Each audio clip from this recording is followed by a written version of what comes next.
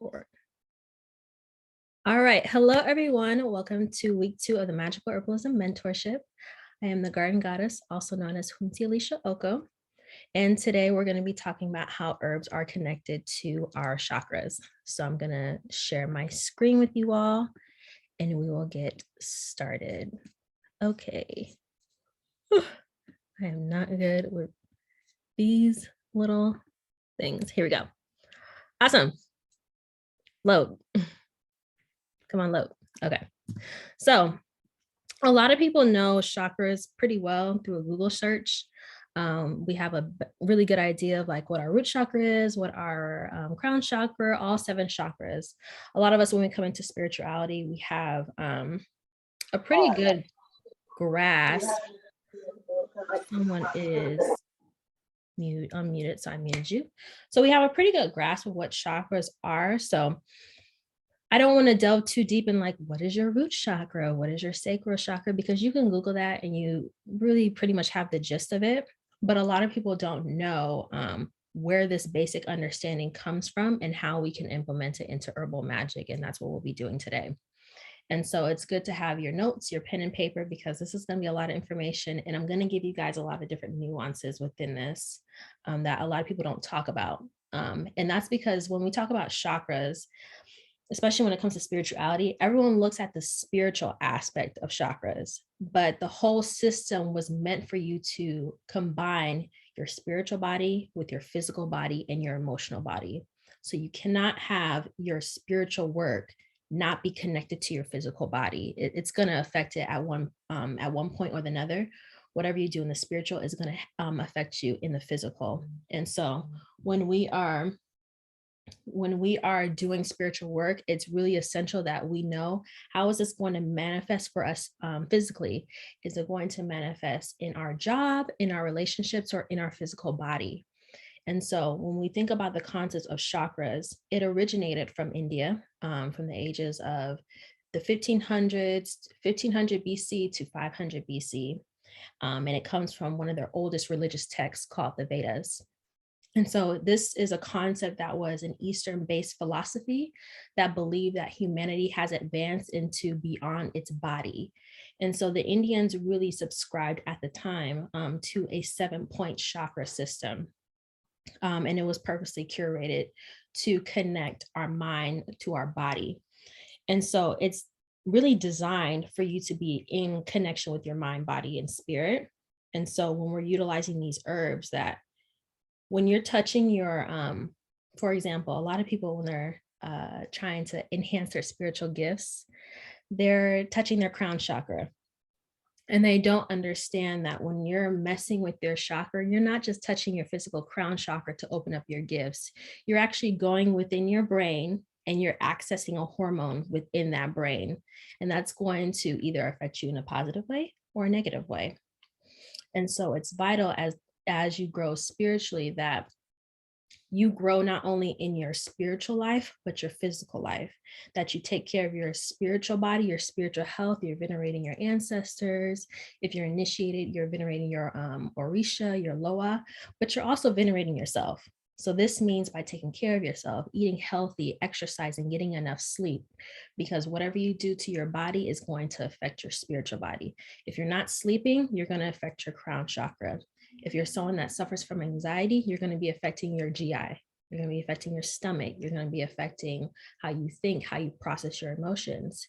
If you're constantly under stress, you're going to fuck up your root chakra, and that's going to be it. And it's going to take you a while to replenish that area. So what are chakras? Right. Come back. So what are chakras? A lot of people think, and I thought this too, that chakras were like these small energy points in our body, but they're actually wheels. They're spinning wheels that are constantly turning in your body. And they're activation points and energy points within our body that signifies health, that signifies wealth, that signifies overall virtue within your body. And so each of these energy points correspond with major organs, nerves and organs. And so just to give you guys kind of a physical or an image, These points in your body are moving. They're always moving. And I think they're turning counterclockwise, if I'm not mistaken. And they usually all have one size. They're usually roughly this size. This one is kind of big. And the goal usually is to have all these the same size and just turning in equilateral time. But, you know, as life goes on, sometimes these areas shrink because of whatever reason, whether you're someone that doesn't stick up for themselves, so you have a weak throat chakra, whether you're someone that is just suffering with severe anxiety and you just don't know how to ground yourself, your root chakra is, you know, non-existent. Or your chakras could be overactive and now they're quite big and you don't want this either. And so it's important to try to stay as balanced as possible along your journey.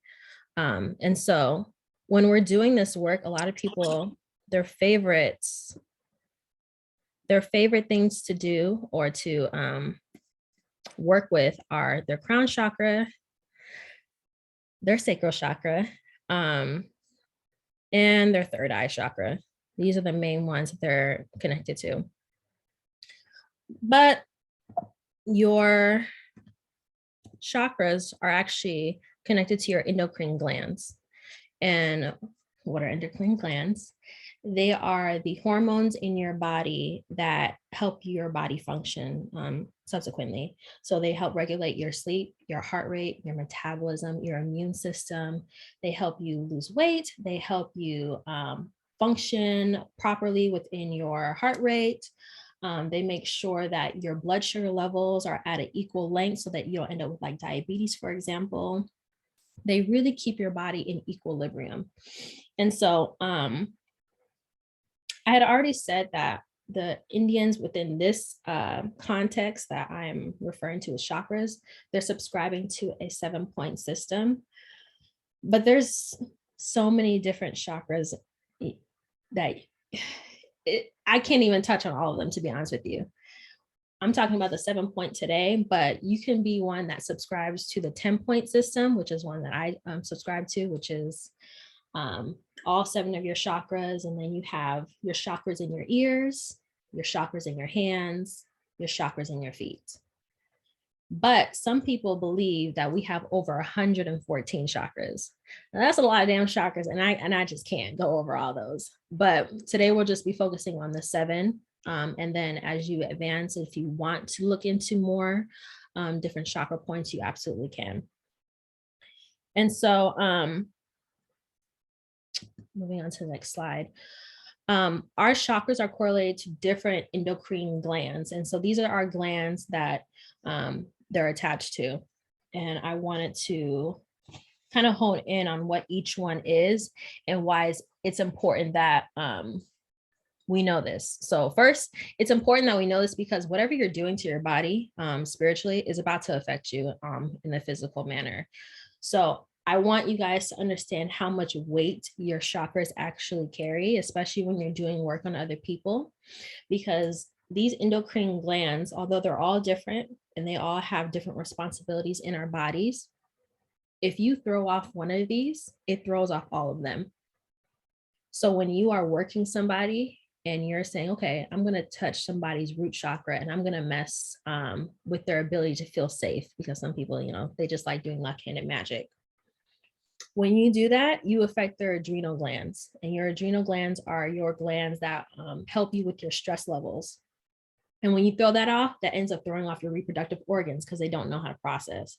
Then you throw off your pancreas, which is how you I think pancreas works with your immune system and how you digest things. And slowly but surely, each one gets thrown off and it affects how you feel. It affects how you operate your day-to-day life.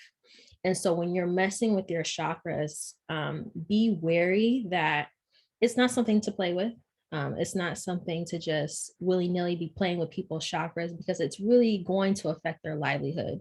Now, that may be something that you want to do, but it may be something that you don't want to do. Maybe your intention was to just heal somebody and you just didn't know how to do magic. And now they're saying, I'm supposed to be feeling great from this anxiety oil that you gave me, and I just feel delirious. I don't feel great. And now I can't sleep. Now I can't eat. Now I don't want you doing magic on me because I don't feel like you know what you're doing. So understanding that these are connected to your physical bodies will help you be able to prescribe medicine better overall. So the crown chakra is connected to our pineal gland. And this is one of the number one things that people like to work with. And that's because your pineal gland is responsible for how you receive information about the state of light or dark cycles from your environment. So your pineal gland is what helps you sleep. It's a part of your circadian rhythm. A lot of spiritualists like to play with their pineal gland because as you decalcify your pineal gland, it helps you connect to spirit better. So your pineal gland is a gland that gets calcified through consuming a lot of fluoride. So if you have like toothpaste that has a lot of fluoride, mouthwash that has a lot of fluoride, chances are your pineal gland might be calcified. And so one of the ways that people like to decalcify their pineal gland and access their spiritual gifts are by smoking like mugwort, drinking mugwort tea, cutting out fluoride within their diet, consuming a lot more greens. And that in itself, by just doing those simple habits, it opens up their pineal gland, which as a result opens up their crown chakra, and they feel like they have better access to receiving messages from spirit. So that's one way that people are able to connect both their mind and their body, those habits, into creating an overall healthier well-being. Another one is our brow chakra, which is our third eye chakra, which is our pituitary and hypothalamus.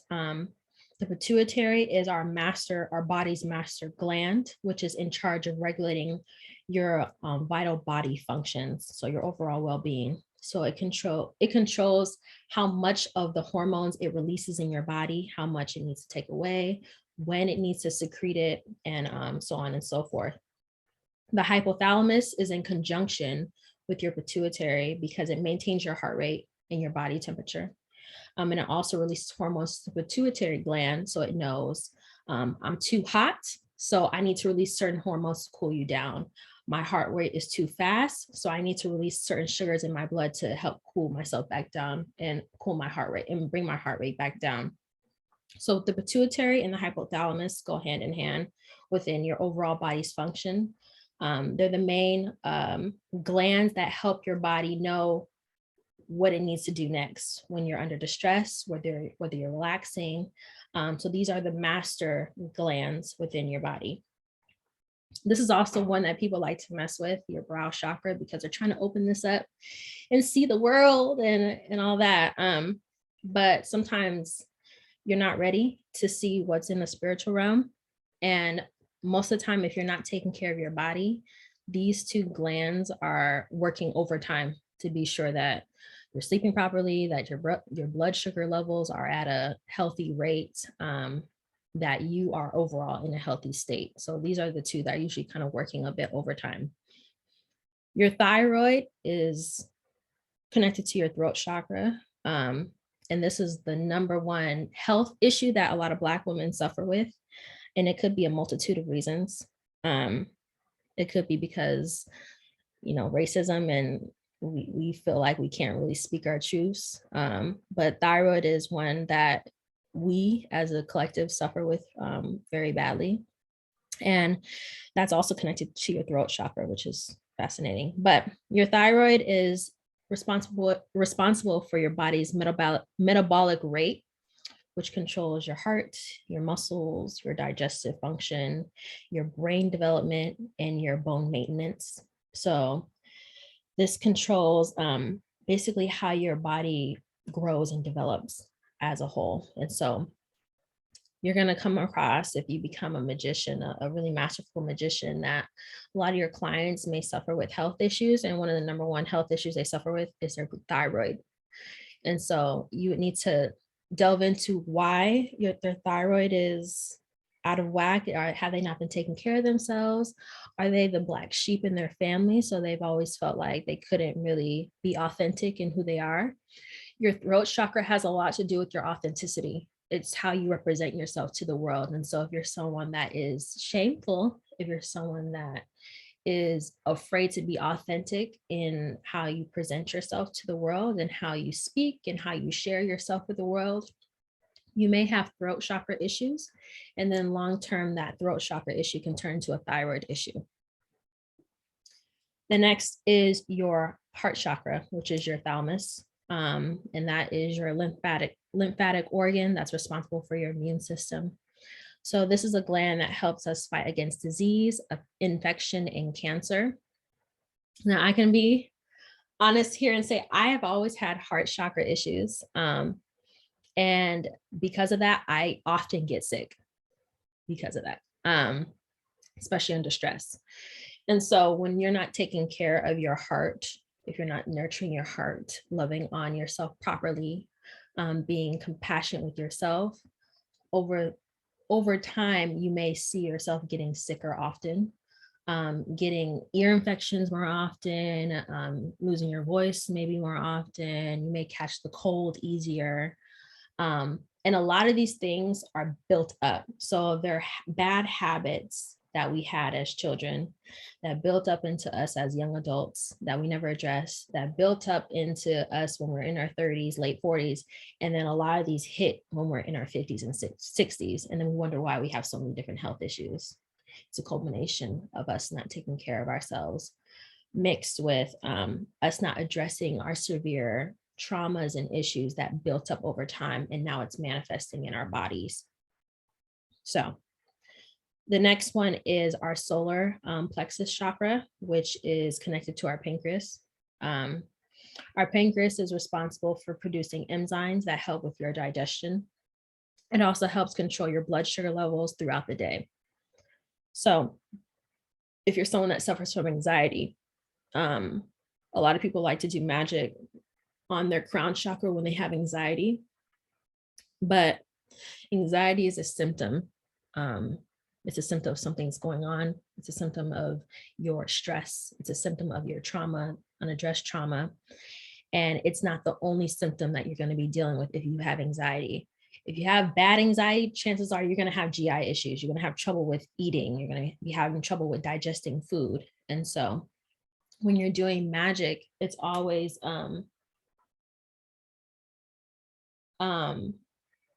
it's always good to not only target the symptom of anxiety within your head, but also taking care of your stomach. So doing work on your solar plexus in conjunction with your crown chakra for people that suffer with anxiety are two of the areas you want to target the most. And so the next is your sacral chakra, which is your reproductive organs.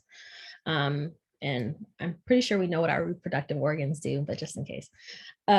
They're in charge of reproducing your sex hormones. And they're also responsible for giving your sex characteristics. So for women, your breasts, your vajayjay, men, your penis, your, I don't know, what else do y'all have? I don't be paying attention. But for women, your sex hormones regulate, obviously, your ovulation, your menstrual, and your ability to get pregnant. Now, a lot of people like to use their sacral chakra when they're uninspired, when they're trying to create new things for themselves, new business adventures. They like to use their sacral chakra to produce something new for themselves. And this is one chakra that I believe is overused, especially with women, because we're always trying to create something. We're always trying to create a new avenue of income, new love, new businesses. But you can exhaust your sacral chakra to the point where it is affecting your reproductive organs. There's a thing in energy work that I came across within my own, and that was I use my sacral chakra a lot. And one of my teachers was like, if you're not nourishing it while you're using it, you're going to hurt it long term. You're going to exhaust it, and it's going to manifest in different ways within your reproductive organs. And that it doesn't have to be necessarily extreme, but maybe I'm using my sacral chakra so much that now that I'm getting my period, it's like rougher for whatever reason. My cramps are like a lot more intense. I'm getting more yeast infections. Oh my God, my thing is about to run out in 10 minutes. Ah! Okay, I'm gonna pause this right quick. Give me 1 second, you guys. Pause. Okay, just to jump back in and share this. So I was talking about the sacral chakra and the reproductive organs. Basically, women like to mess with their sacral chakra a lot. And I get that sacral chakra, it seems like such an easy chakra to use for creativity. Everyone is always like, oh, just use your sacral chakra when you're feeling uninspired. But it's important that as you're using your chakras for work, that you're also replenishing them as well. And so because they're connected to your for example, your sacral chakra is connected to your reproductive organs. As you're doing work, as you're doing magic that is to manifest maybe money, manifest in your business, that you're taking care of that organ at the same time. So you could just be taking like reproductive teas, teas that have like burdock root, drinking a lot more cranberry juice, nurturing that area as you're using it so it's not being exhausted and it's not being depleted. Because as I said, whatever you do energetically is affecting you spiritually. So just like you're going to work all the time and you need food to replenish yourself to get through the day, your chakras at the same time as you're using them also need to be replenished too. And so ways that you can do that is by doing things while you're doing things magically, eating a proper diet, making sure that you're taking your supplements, making sure you're taking your vitamins so that you still feel fulfilled, you still feel like you're being nourished as you're doing magic. One of the common mistakes magicians do is they give too much out and don't take enough in. They're draining their cup too fast, and then they end up with burnout. So many of us, including myself, I went through a burnout phase because I was using everything. I was using my crown chakra for all the readings. I was using my throat chakra at work because I'm an assistant and I'm an engineer and I just be talking to everybody. I was using my brow chakra to be nosy and looking in people's business. I was using my sacral chakra to manifest more money for my man. And I was using my root chakra to be extra for no reason, just being primal, just using my root chakra to be everyone else's safety net and not my own. So giving yourself away can manifest in multitudes of ways. And that can harm you not only in a burnout, but that can harm you in a health matter that could hurt you long term. And I don't want any of you that walk away from this to feel like you have to give more just because you know more, and you have to just do magic just for the sake of it, and that you have to just give readings for the sake of it. You have to be sure that as you're outputting, you're inputting. Okay. So that goes with your root chakra, which is one of the weakest chakras you will come across with most spiritualists. A lot of spiritualists like to use their crown, their brow, their throat, because you're tapping into new realms. You're like dancing with spirits and demons, and you're playing in this different plane. But it's important that you take care of your root chakra, because this is what's providing you safety. This is what's bringing you back into your body. This is what's helping you have your earthly experience. And so your root chakra is connected to your adrenals, and your adrenals are what help you manage stress. And it's also what helps you manage your blood pressure.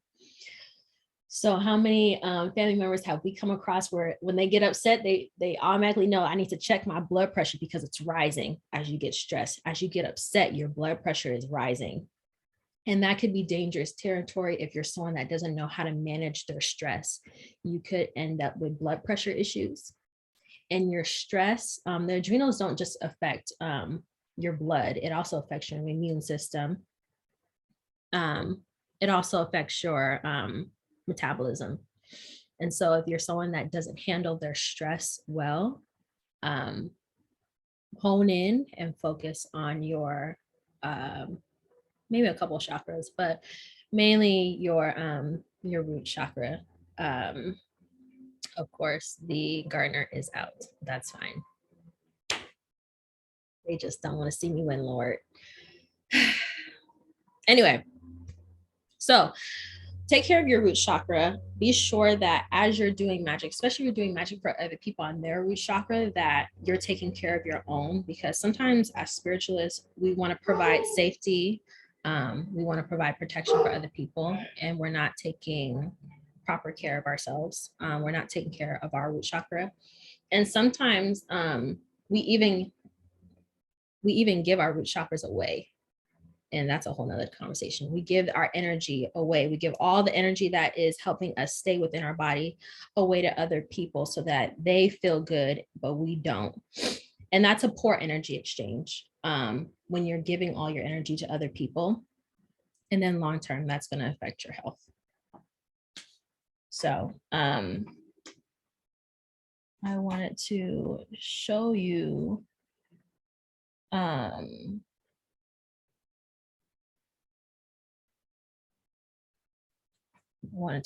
guys this. It's actually kind of gross, so I won't actually do it. But I wanted to show you guys what your different glands look like, but I can't really pull it up right now. But after class, you can look at it, and also look at after class, look into your different glands, and also look into what chakra is your strongest and what's your weakest. I think I've had a couple of you in class before, so I pretty much know which is your strongest chakra and which is your weakest.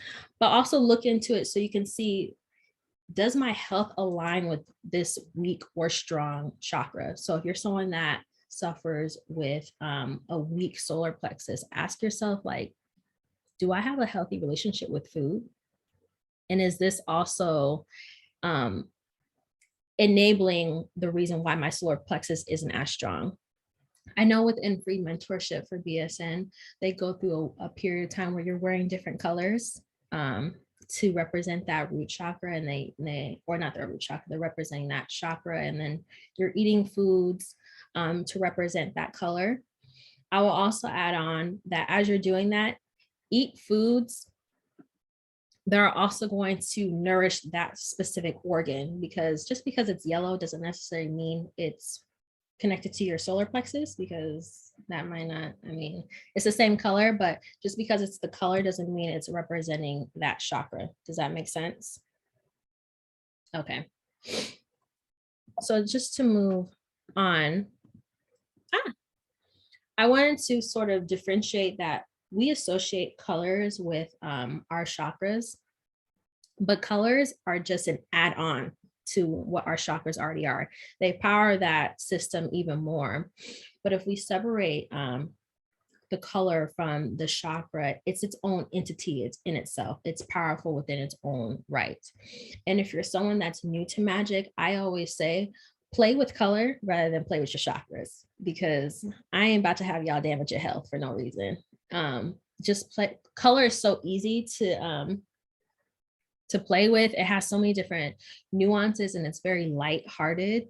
So you can never necessarily mess up when you're dealing with just color. And that's what I love about it.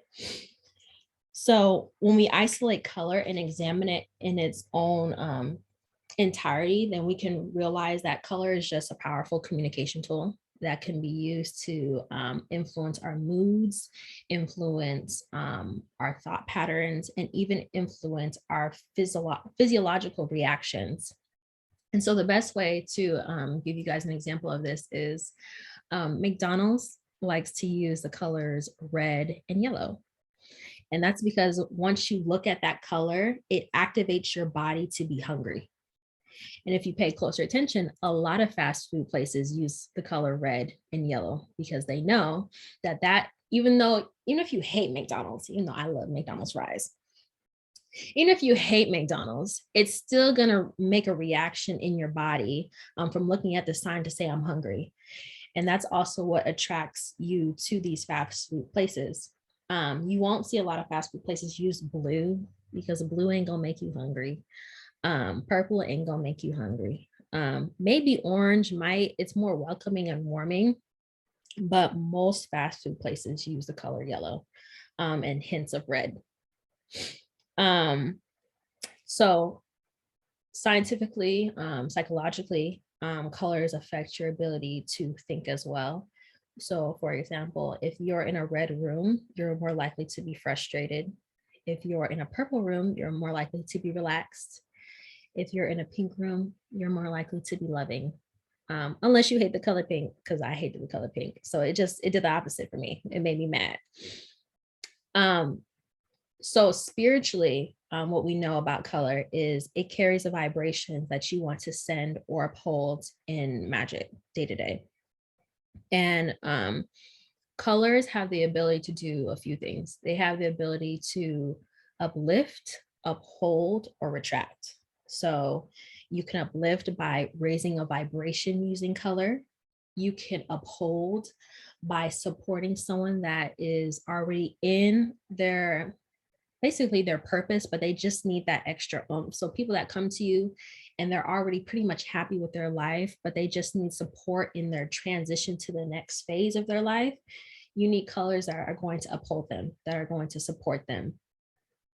If you're someone that is crazy about left-handed magic or left-handed work, then you're going to be wanting to use colors that are going to retract, that are going to take away someone's energy, that's going to take away that protection, that feeling of security.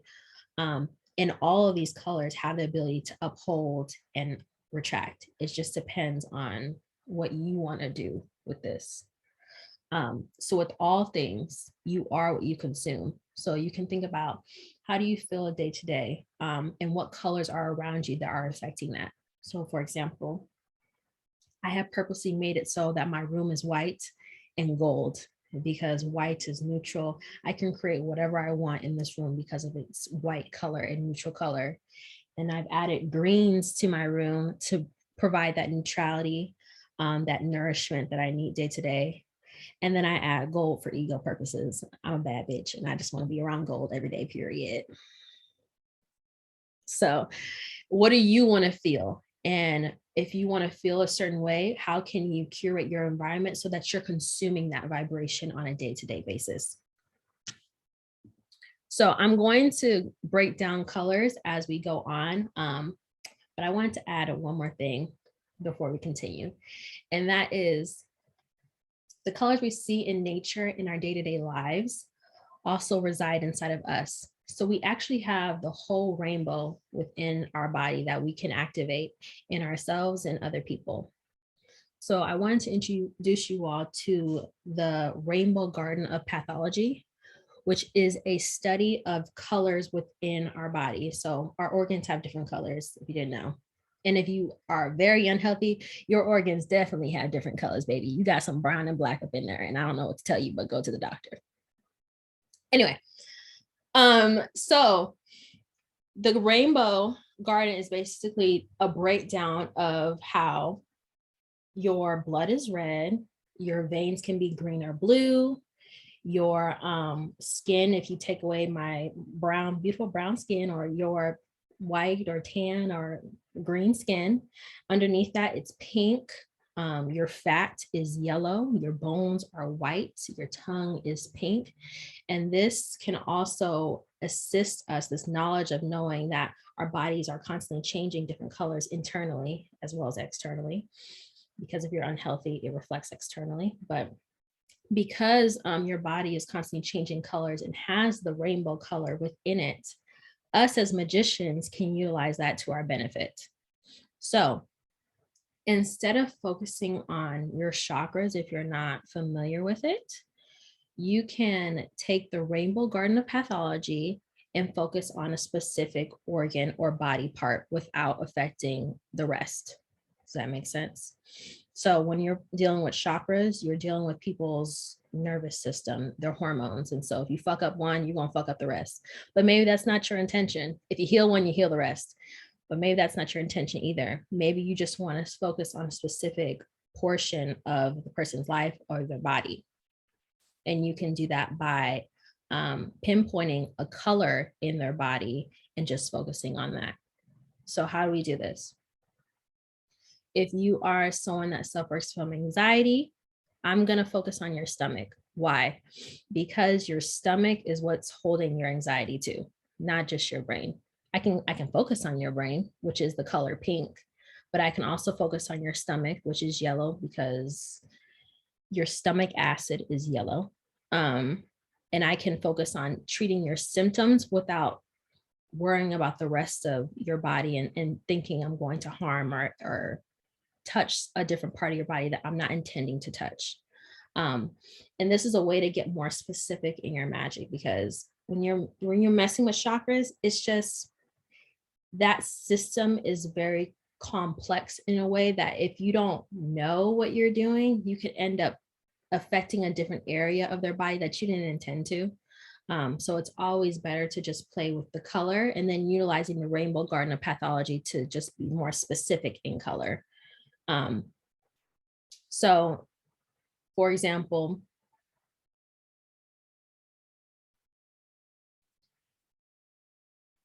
if you're someone that has blood pressure issues, if you're someone that suffers with stress, I'm going to target red, the color red. I'm going to target your blood to be sure that your stress levels are under wraps, that you're not putting your body in danger. So I'm going to be just utilizing red to attack your blood instead of saying, I'm going to attack or, try to hex or heal your root chakra.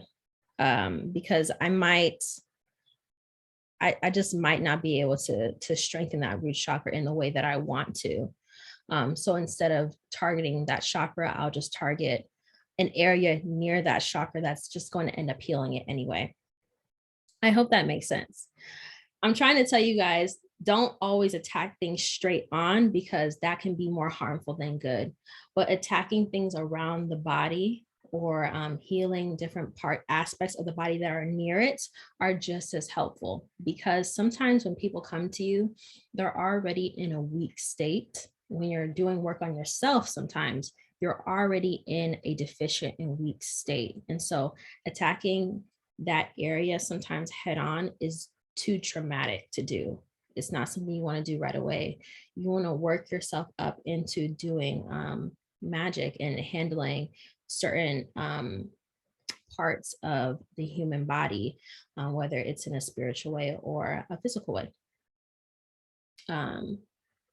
So I wanted to kind of break down each component that I did today and give you guys a basis of what I'm trying to convey, which is when you're healing or hexing different parts of the body, this is how you can focus on it. This is how you can hone in on it, whether you're deciding to just go through with working someone's chakra, or you want to find a different way around it and just focus on like a color or focus on an organ. And so, for example, we know that our root chakra is our basis and the foundation of our lives. It's what helps us feel grounded and helps us withstand challenges. And you can still work a chakra like that. And also add on that while you're working the chakra, you're also going to be treating the area in which the chakra affects, which is a gland. That gland is your adrenals. Your adrenals are what helps you with your stress. So while you're working someone and you're helping them with their root chakra, send them a tea that's going to help them with their stress. That's just another option that you can use and combine within the work, so that you're helping the whole person and not just an aspect of them. The whole goal as a healer is to make sure that they're able to function on their own, that they won't need you forever. And so when you're doing magic, it's best to focus on both components of helping them in the spiritual realm and helping them in their physical realm. Now, if you're someone that doesn't want to work a chakra, that doesn't want to even touch that because you just feel like you don't know what you're doing yet, then play with the color. If you don't want to touch a root chakra, but you want to get close to it or help them in any shape, form, and fashion, use the color red. And red has a lot of different intentions, but I'm just going to give you a few, which is action, ambition, anger, courage, romance, passion, powering work, motivation. These are ways that you can play with it without affecting any bodily organs, without affecting any nervous systems unnecessarily. And then if you want to get crazy with it and you want to focus that color on a specific body part of a person, then you can know that the color red um, also can represent someone's blood. It can represent someone's thyroid. It can represent someone's retina, their heart, their liver. A lot of our body is red. If you didn't know, a lot of our body is red.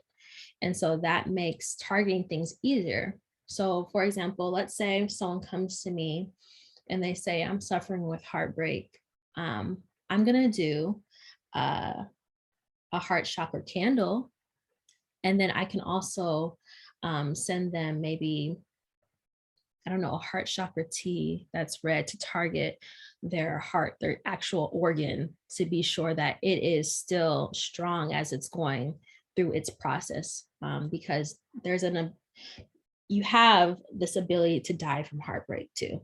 If someone is sad enough and they are hopeless enough, then their heart can also give out. So it's good, even if it's not that extreme, that as I'm treating your heart chakra, I'm also treating your physical heart so that it feels like it can just withstand and be as healthy as it can be as you're transitioning into a new phase of life.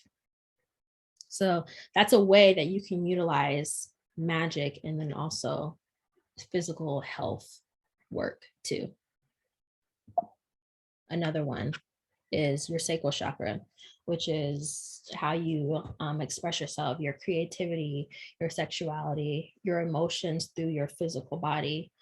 If I'm doing sacral chakra work to make myself creative, I'm also going to be nourishing my reproductive systems at the same time by drinking maybe more cranberry juice, by being sure that maybe I do my Kegels, by making sure that I eat foods that help my reproductive system, like maca root. If I don't want to use chakras and take the time to nourish that gland that it governs, then I can just play with the color orange, which is a lot more simple, a lot more easier to do. And the power of orange represents friendship, joy, self-control, creativity, inspiration, matters of intelligence. That's a much more simpler way to get my creativity without exhausting a part of my body unnecessarily. Another organ that you can work with if you just want to get crazy with it is your retina. Your retina can also be orange if unhealthy. Your retina can also be yellow if you're not taking care of it. Another one is your solar plexus, which is, it rules your personality, your free will, your ego, your ability to have courage to move forward. It also governs your pancreas. So while I'm nourishing my solar plexus to have the courage to go after maybe a new job or move to a different state, I can also be nourishing my pancreas by making sure I eat foods that aren't spicy, that I'm drinking maybe probiotic drinks to nourish my gut during that time. By being sure that maybe when I'm working out, I focus on my abs to be sure my stomach is strong for the next step of my life. And as I'm using my solar plexus to manifest and have the courage, I'm also strengthening my stomach to withstand this work I'm doing. If you don't want to do that, then just play with the color yellow, which governs unity, pride, assistance in creative projects, invoke spirits, develop your spiritual gifts. That's an easier way than exhausting your physical body to do spiritual work. If you want to get crazy with it and you want to do work against someone else or yourself, you can focus on your fat, your tissue within your body, your stomach acid. And you can focus on that by doing like lamps. For example, you can have like the water within your lamp be yellow to govern your stomach acid. So as you transition into this new life, you don't trap anxiety in your stomach, for example. You don't trap worry in your stomach. These are different ways that you all can use magic while nourishing yourselves in that process. The next one is your heart chakra, which governs your empathy, your compassion, your responsibility, your ability to forgive, to receive love, to give love. That also governs your thalamus. So if you're going to do heart chakra work, you can do something similar as the root chakra, which is drinking teas to nourish your heart. doing exercises or meditations to be sure that your heart is strong, that your heart is open, that it's ready for that next step.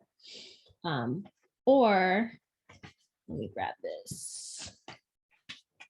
Let me grab this. Or you can get vitamins, you can get medicine to support your immune system. So just taking supplements to be sure that your immune system is strong for the next step, that your heart and your spiritual heart and your physical heart is ready for new stressors, new responsibilities. If you're not going to do that, you don't want to do that, play with the color green, which is a lot easier. It's abundance, it's increase. The color green is actually neutral. So it can go either way. It can be used for good, it can be used for bad, it can be used for fertility, envy, nature, luck, and to help you with your diseases. If you wanted to get funky with it and specify the color green with a specific body part, your superficial veins are green. They can be blue or green depending on your pigment. So if you're someone with a lighter complexion, your veins, especially if you're someone that's into makeup, so you're a cool tone, your veins may be blue. If you have warmer undertones and you're much more of a melanated person, your undertones that are yellow, then your veins will appear more green. And you can use that to your benefit when you're healing or hexing someone. If you're someone that has a lot of health issues, or you're trying to help someone with a lot of health issues, knowing their organs, and that sounds weird, but knowing the human body will help you treat them magically better as well. Knowing what color the human body is supposed to be will help you get more specific in your targeting, and help heal that specific area. So if you know that someone has kidney issues and you know the color of their kidneys are supposed to be red and you want to do magic to help with their kidney health, utilizing the color red, specifying that you're targeting this kidney for this reason will help specify that magic even more to work properly, to concentrate that magic on one specific area rather than their overall health and well-being. The next is your throat chakra, which is how you communicate, how you express yourself, and how you express your truth to other people, which is in conjunction with your thyroid.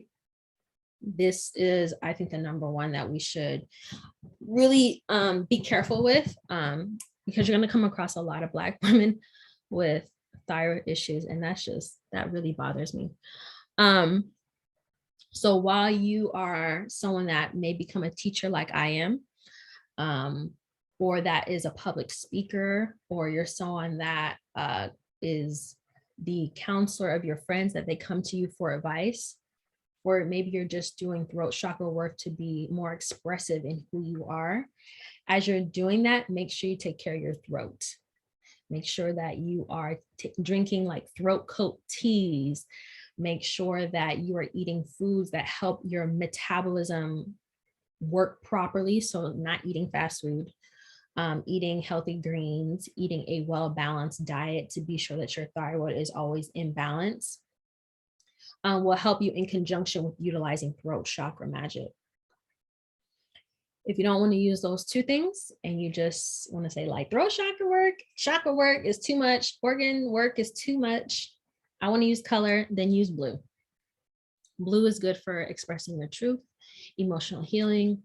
It's helping to soothe any sort of traumas, any sort of pain that you're internalizing, soothe you from any sort of stressors that you're going through. It helps you overcome depression. Now I'm kind of showing you guys these 2 or 3 or 4 options because I'm showing you the more difficult options, the more advanced options. And then I'm also showing you an easier option to do. Color is just so easy to work with that every beginner should just use color. And then as you advance and you want to play with your chakras, play with your chakras. And then as you get even more advanced and you're playing with your chakras, enter into the organ concept that I'm giving you guys today. And this is going to help advance you as a spiritualist that's doing magic against other people. Because let's say someone else comes against you and they want to work you. Oh, I'm going to attack the garden goddess's crown chakra. Okay, bitch. Well, I'm going to attack your crown chakra, your organs, your glands, and I'm going to make sure you're all thrown off. This is going to make you a much more powerful magician because you're going to know not only the spiritual realm well, but you're going to know the human body well to really do some damage if you wanted to, or really do some major healing if you wanted to as well. So organs that you can hex or heal with this color are also superficial veins. So if you're a lighter skinned person, your skin may show more blue veins. Your cartilage is blue. Your ligaments are also blue.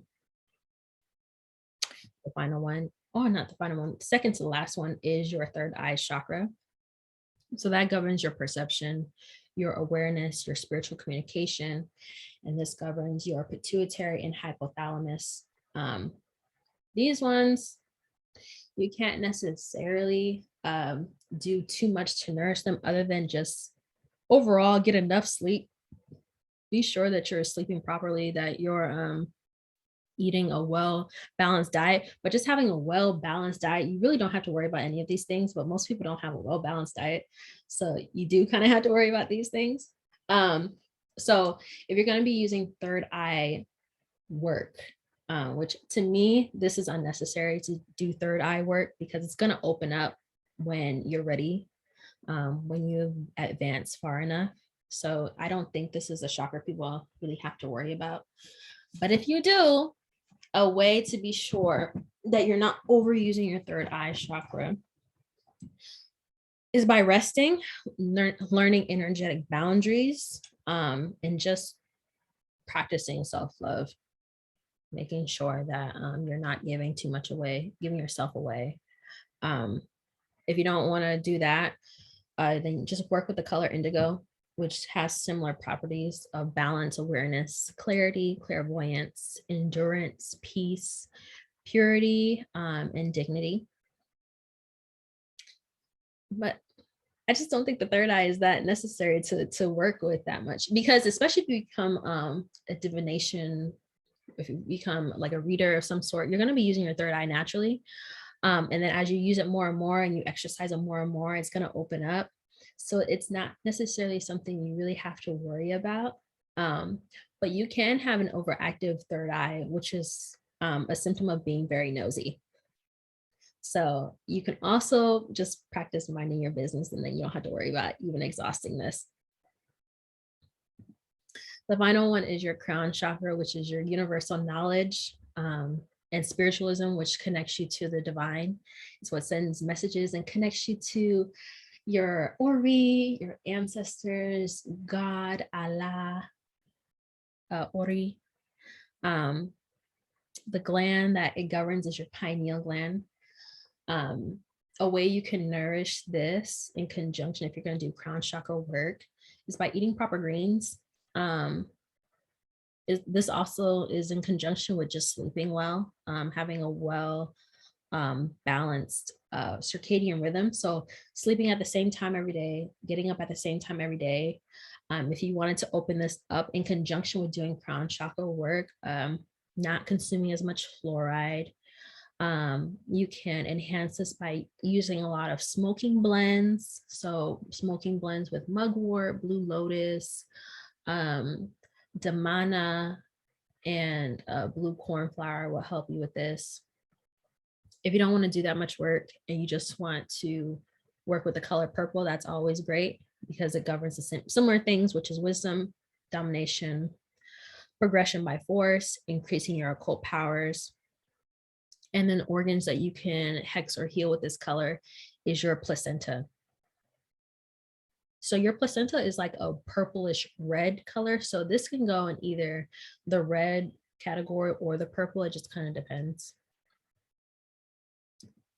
And that is how to work with your chakras with herbs. So I kind of wanted to go over this class today with you all because as we're working with herbs, there's so many different ways that you can play with it. And I asked you all to bring this today's herbal health to class for a couple reasons.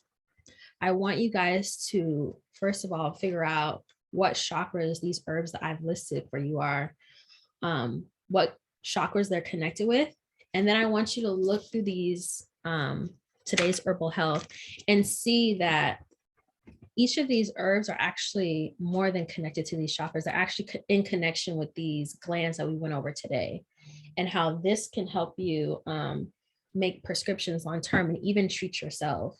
So when you're wanting to work yourself, for example, and say like, okay, I want to strengthen my solar plexus, I want to strengthen my free will. I can look through this book and find other ways to strengthen my GI and my stomach at the same time as I'm doing this work, to be sure that I'm always nourishing myself as I do magic. Or you can use this book in conjunction with the magic that you do for other people. So as you're doing a candle for someone, you can also prescribe them medicine with this book to be sure that that area that you're targeting is nourished at the same time. So they just feel good in that process. They don't feel exhausted. They don't feel like their energy is just being tapped into and just drained. And so, yes. So that was today's class. I know it was a lot. It's a lot of information. And so I'm going to stop the recording here, answer some questions. And for those of you that weren't able to make it into class, I will see you all next week. So have a great day, and I will talk to you soon. Okay, bye-bye.